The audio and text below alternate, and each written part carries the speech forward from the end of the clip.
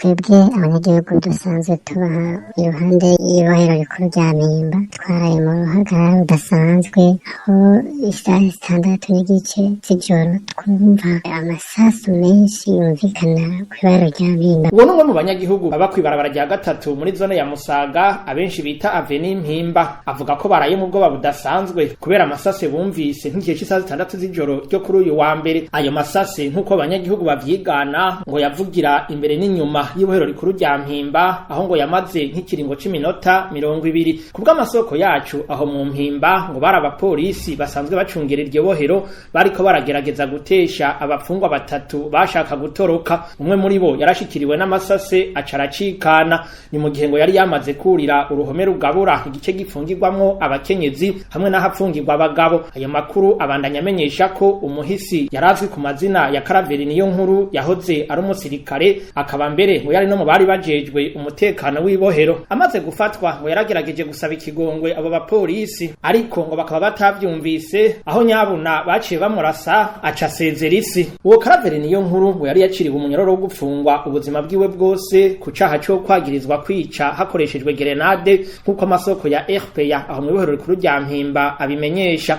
Mu gihe bari batatu abariko baragerageza gutoroka, babiri bandi barafashwe n'igipolisi. Muri kino gihe bakaba bari mu cumba bita tingitingi. Mu ruganda rwa radio RPA ntitwashoboye kuronka Petero Nkurikiye umuvugizi w'ubushikiranganje mu byo bujejwe harimo umutekano kugira ngo twumve ico biba bivugako.